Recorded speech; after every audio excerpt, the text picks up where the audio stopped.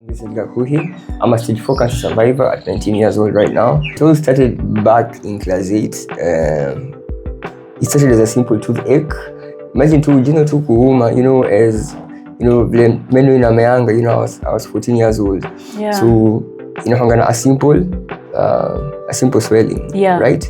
So my mom assumed, being a nurse, she assumed that it was just a simple tooth growing. And so she took it as a toothache. And she kept on giving me painkillers each and every day, painkiller after painkiller, until she decided, no, I think this thing is, it's going on too far. Let me take you to the hospital. We were so many in the wards and in the waiting area for radiotherapy, and it was so bad because each and every day you come to do another cycle of chemo. You find you're lesser people. Today you are 30, tomorrow you are 20. And you're like, where are these people going? The next day you are 10. You know? And me being only 14 years old, I was not understanding what was happening. I was being given excessive amounts of radiation. At 14 years old, it was excess. And so up to date, I still have scars of the radiation, as you can see on the neck.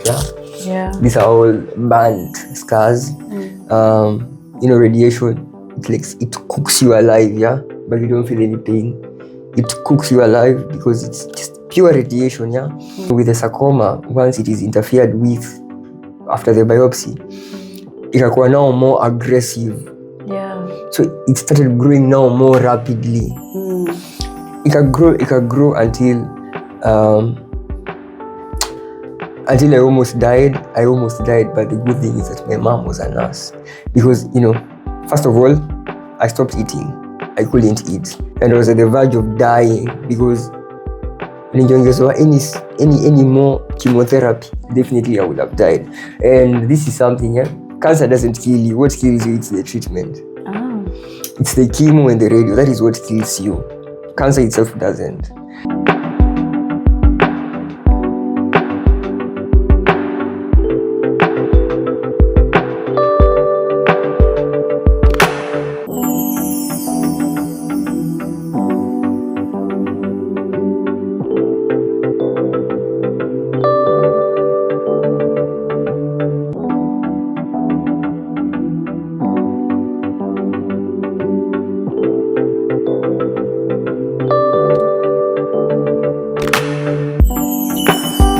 Hi everyone, welcome to Clear Talks with Clare. What a privilege for you guys to join us today. I'm joined by Mr. Vincent Gakuhi. Karibu sana. Vincent is a cancer survivor, stage 4 maxillofacial aggressive sarcoma. In a layman's language, that is the cancer of the mouth or oral cancer. He's a 19-year-old. The cancer came when he was only 14 years old after clearing KCSE. Let's welcome him. Thank you so much, Clare. As you've heard, I'm Vincent Gakuhi. I'm a stage 4 cancer survivor at 19 years old right now. And thank you for inviting me today. Karibu. Karibu sana. Asante. When we talk cancer itself is very scary. Yeah, true. Stage 4 is another level. Yeah, the worst level that you can possibly get to. Yeah. When we talk 14 years old, it's another level altogether. Being so young and just finished KCSE, it was a very tough journey. Yeah, and it's very scary to all. And God willing, thanks to God, I survived. Wonderful. Can you kindly take us through the first initial symptoms? How did you know you have this cancer? It all started back in class 8. It started as a simple toothache. Imagine tu kuuma, as menu in Ameanga, I was 14 years old. Yeah. So a simple swelling, right? So my mom assumed, being a nurse, she assumed that it was just a simple tooth growing. And so she took it as a toothache.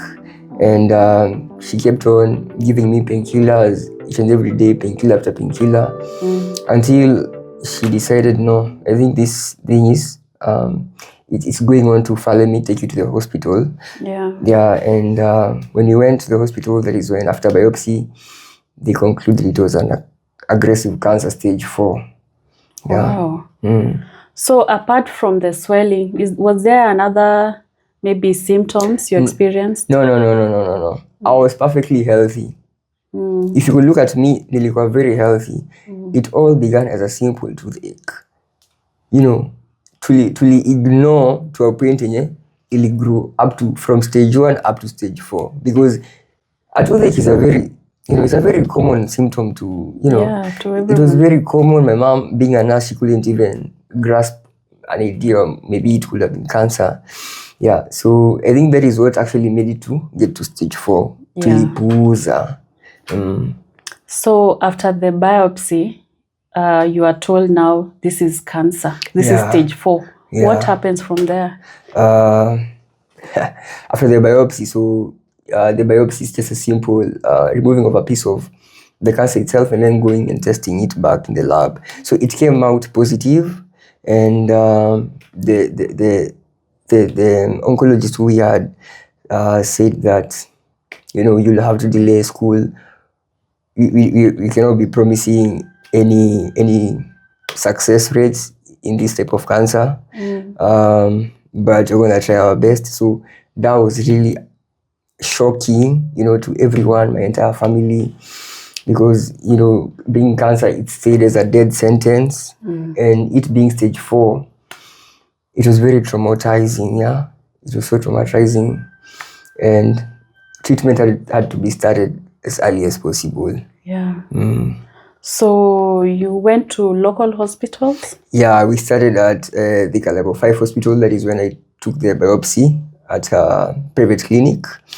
And then from there, we decided to go to Mpisha Hospital in Nairobi. But, due to financial constraints, we couldn't start treatment there. So we had to be transferred to Nairobi West Hospital. So that is where I took half majorly my treatment journey from Nairobi West Hospital until we said no more from there, because things had taken a bad turn. Yeah. When you say treatment, is it maybe radiotherapy? Is it chemo? Yeah, radiotherapy and chemotherapy. So we started this treatment, of course, in the Nairobi Hospital, Nairobi West. With a couple of cycles of chemo and radio, and like I can remember very well, we were a lot of people, but I was the youngest of all, because others were 30 plus years. We were so many in the wards and in the waiting area for radiotherapy, and it was so it was so bad, because each and every day you come to do another cycle of chemo, you find you are lesser people. Today you are 30, tomorrow you are 20, and you're like, where are these people going? The next day you are 10. And me being only 14 years old, I was not understanding what was happening. When I asked my mama, walienda wapi? Walipona. Which it was a lie. Hawakupona. So it was, some things they take serious hope, waiting for, knowing that you are next. It's like death is calling you, telling you are next. But we go through it. So you say that you did the majority of the treatment in Nairobi. In Nairobi West, So after that, what happened now? You were discharged to come back home? So we used to commute daily from Kiambu to Nairobi West Hospital. So now this is where things took a bit of a toll. I was being given excessive amounts of radiation. At 14 years old, it was excess. And so up to date, I still have scars of the radiation, as you can see on the neck. These are all burnt scars. Radiation, it cooks you alive, but you don't feel any pain. It cooks you alive because it's just pure radiation, And after losing kgs, I nearly lost like 20 kgs. Imagine, I was all thin. I used to be taken with a wheelchair each and every day. I couldn't move. I couldn't eat. And then, you know, with the sarcoma, once it is interfered with after the biopsy, ikakuwa now more aggressive. Yeah. So it started growing now more rapidly. It can grow until I almost died. But the good thing is that my mom was a nurse, because, you know, first of all, I stopped eating. I couldn't eat. Yeah. With the radiation, my entire face was burned. I was black. My tongue was burnt. It was all red. I had sores everywhere. Yeah, and with this, I was so emaciated, completely thin. And I was at the verge of dying, because any more chemotherapy, definitely I would have died. And this is something, cancer doesn't kill you. What kills you is the treatment. Oh. It's the chemo and the radio. That is what kills you. Cancer itself doesn't. And mamangu aliona hivi, akasema no, she cannot take it no more. Wacha tutafute a second opinion somewhere else. And that is where we go now to India. Oh, so you went to India? Yeah. We went to India. Because the unfortunately the hopes zilikuwa diminished. Like it was so bad, you know. After a lot of fundraising, hakukuwa na any progress. Yeah. Hakukuwa na any progress. When you go to, we had this oncologist, and each and every time he used to bring us bad news. He was like, unfortunately, you cannot produce any saliva anymore, so you're gonna have to use artificial salivas. And then the next day, unfortunately, we have burnt your eyes, so you cannot produce tears, so we're gonna have to give you artificial tears. Artificial tears, you know, this is radiation. Imagine radiation. The next day he comes, unfortunately, you know, all the bad news. Yeah.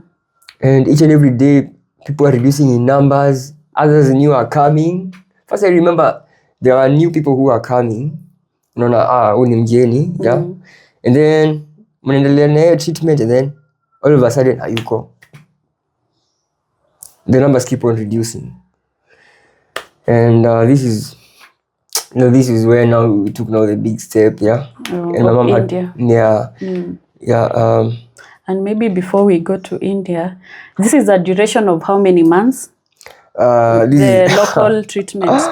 Like 2 to 3 months. Oh, okay. Actually only 2 months. Yeah, it was 2 months. Within 2 months, ilikuwa imeniweza. You know, my mom used to give me IV fluids. IV fluids ni unadungo alafu unaongezewa maji kwa mishipa, because I couldn't even drink water. Nilikuwa nimechewa NG tube, and NG tube is a tube that runs through the nose to the stomach. So chakula inakuwa through that, through the nose, because I couldn't eat. Yeah, safely to say, if it was not for my mom, nisingekuwa hapa, because she was a nurse. Thank you, Mom. Yeah. Big shout to her. So let's go to India now. The journey to India, what happened there? How long did you stay? Okay, with the treatment in India, we commenced as soon as we were hopeless. Tukakimbia huko mbio, and when you reached there, the doctor said, no, we cannot rely on Kenyan information. So tulikuwa tumepeleka the scans, tumepigwa with the treatment journey, and then they said no, you cannot rely on this Kenyan information. Let's start like a new, fresh. And wakaanza kuangalia radiation, and then they said no, umepewa excessive radiation. In India, in this hospital, you don't give radiation. Umepewa excessive kwanza. So with the surgery that was supposed to happen, because the treatment procedure here in Kenya was, we give you some chemo and some radiation to shrink the tumor, and then we do 4 surgeries. We do surgery today, and then maybe after 1 more week, we do another surgery. And then in India, they were like, this treatment procedure does not make any sense. When umepewa radiation in the first place, And so wakaanza their own investigations, and the treatment procedure was so simple. We stop radiation because we cannot do surgery with radiation scars, because hadi tukifanya the surgery you're not gonna heal. The cells, they are already damaged, they cannot heal. So wakaniambia, first of all, we give you like 2 months to heal. Yeah. And remember, in these 2 months the cancer is still growing. Yeah, it's aggressive. Yeah, it's aggressive, it's still growing. So ikakuwa kubwa to such a point that my face was swollen. Ilikuwa imefura outside. Ilikuwa na grow rapidly, yeah. And after those 2 months, tukienda sasa now the surgery itself, yeah. And the surgery took like almost half a day. It was so long, and it was only one major surgery where the surgical oncologist Edoli alitoa the tumor itself. This is now removing the entire upper jaw, so half of the entire upper jaw. Yeah. So the tumor was there. So they had to really had to remove everything. Okay. Everything. So waka extended it to the orbital floor of the eye. That is why this eye is teary. Because they removed the orbital floor. So the eye does not have any support. Waleka up a wire there down to support the eye, because the wire maji itaanguka chini. So that is why the eye is so teary, plus they removed the duct that transports the tears from the eye to the throat, walitoa. Because it had to be removed yote. Yeah, so wakatoa kila kitu, and then they had to also go to the neck part. Yeah. Okay, so they had to remove everything, including the orbital floor of the eye, and from this side to the nose to the right, walitoa everything.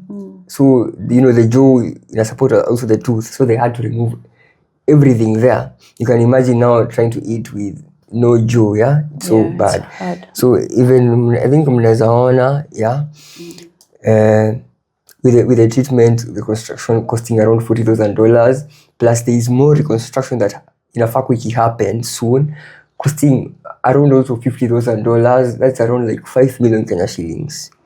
So the treatment was so expensive there, and they had to reconstruct it using a graft from the leg. So they removed a piece of meat from the leg, wakachukua an artery from the leg, wakakuja wakai-connect with an artery from the neck so that it can supply blood to the tissue.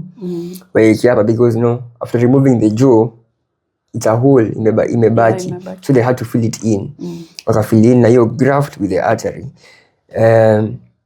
The survival rates for this surgery very low, around 30%, meaning out of 10, only 3 survive. 7 they die.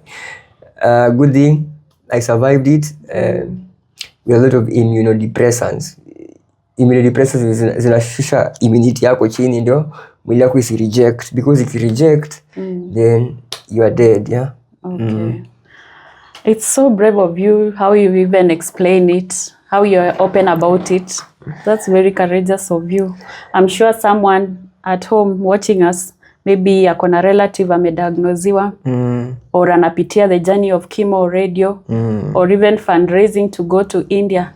What encouragement, now that you've gone through the journey yourself, what can you tell that person now? Of course, as you all hear, cancer is not a death sentence. It doesn't mean that you're gonna die, but with the right treatment, you're gonna survive. With the right specialists, you're gonna survive. Because I myself, I saw hopelessness.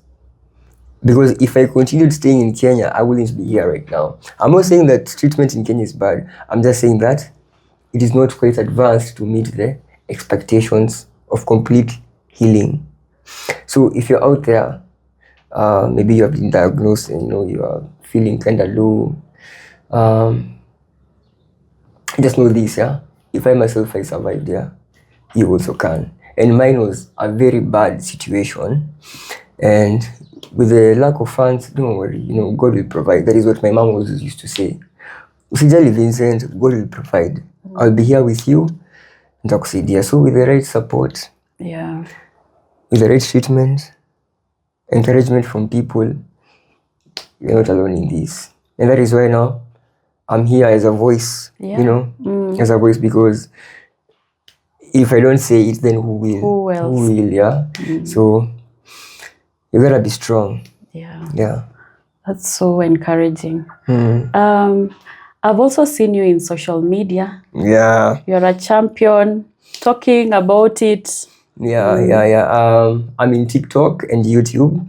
I call myself Vincent Gakuhi, just as my simple name, with my username Cancer Survivor.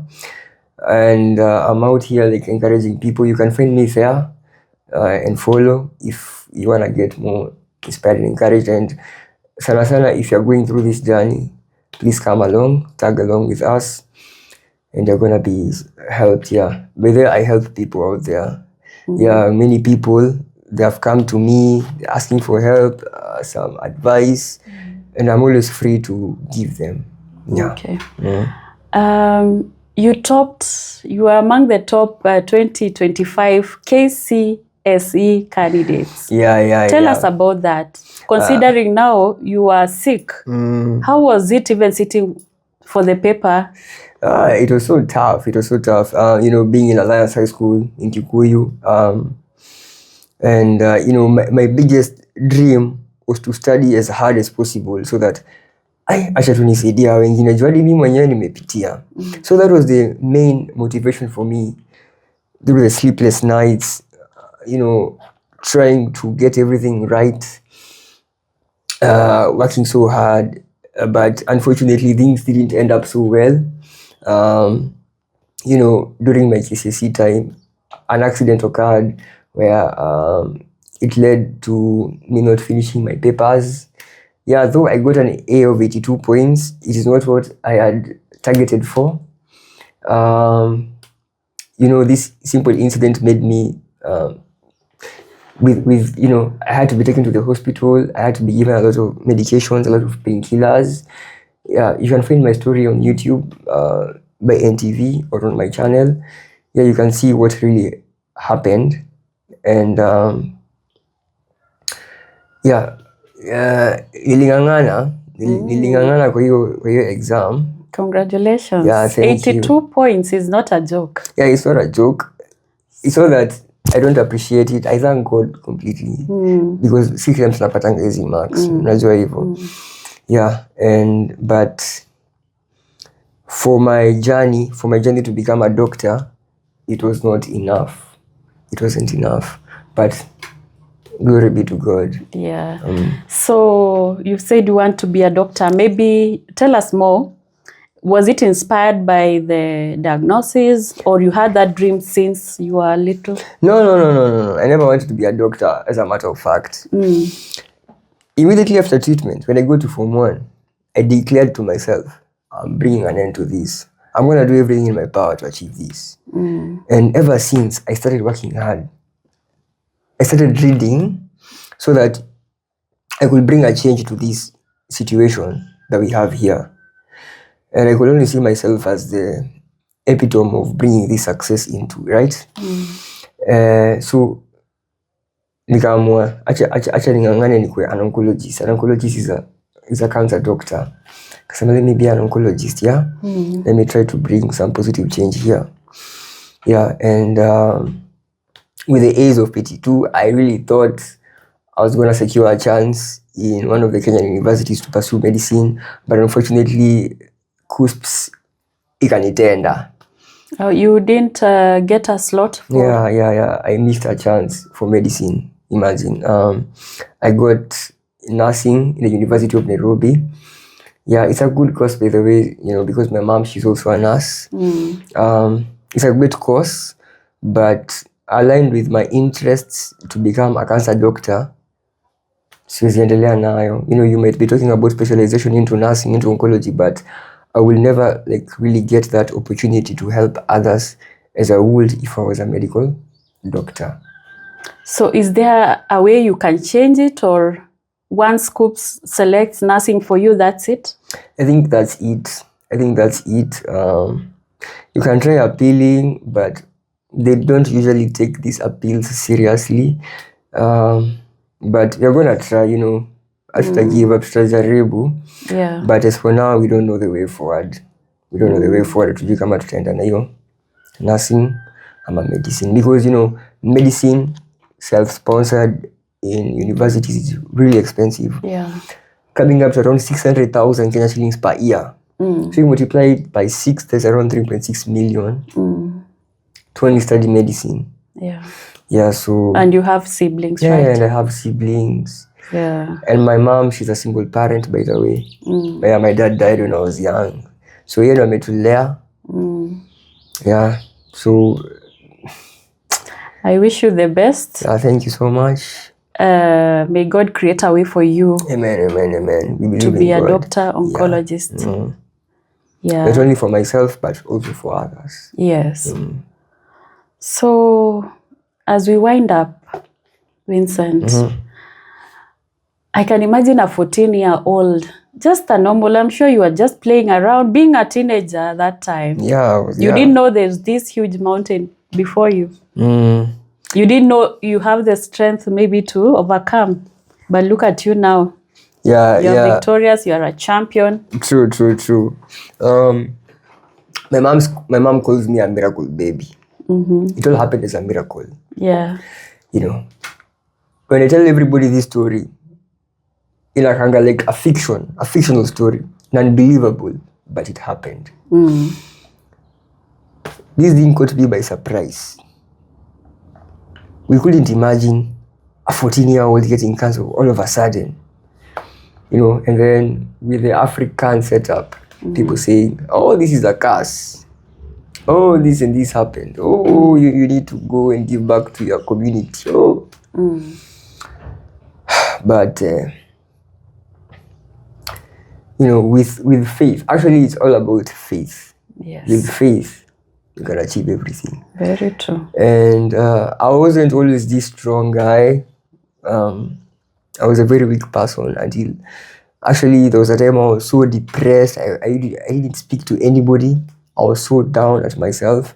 But then one day I decided, no, it's time to take a change. Yeah, and they decided, let me try to bring a positive voice into this society. Yes. Yeah. And you're doing a very good job. Yeah, thank you. I'm trying my best here. Yeah. So, what do you like to do for fun now? For fun activities,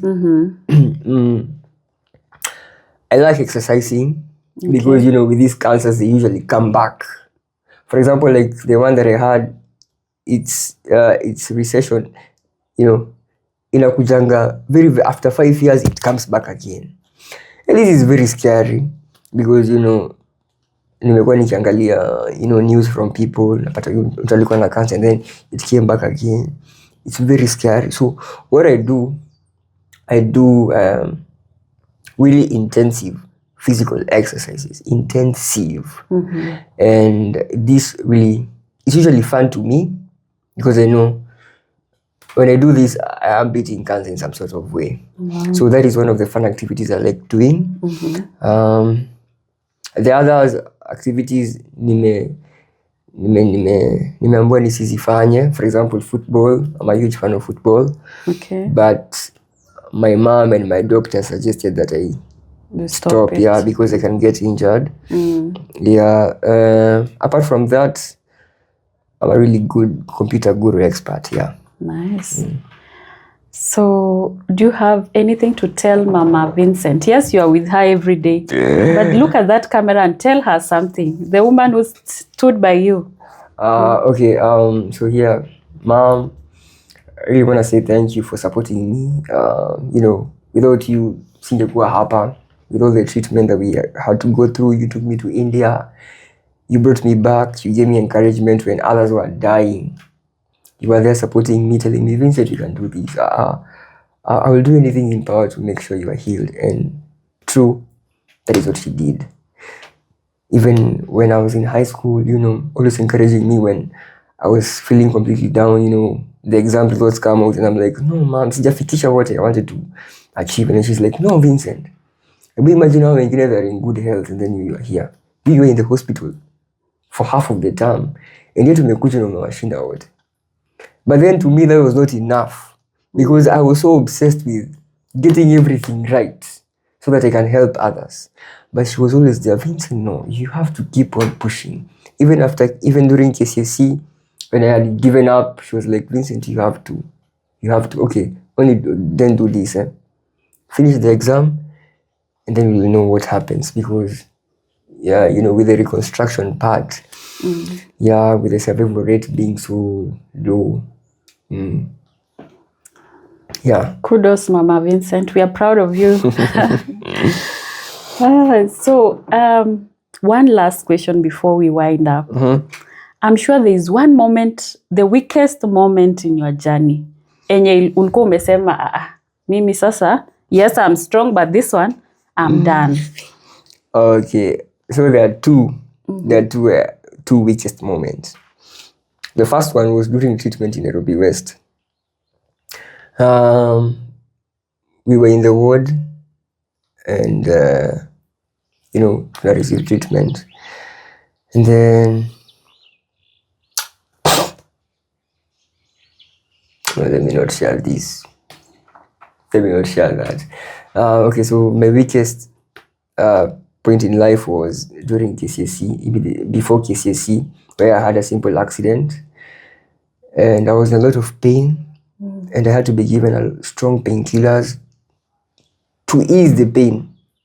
Only easing the pain because there was no treatment. It was a nerve issue because the surgical part was interfered with.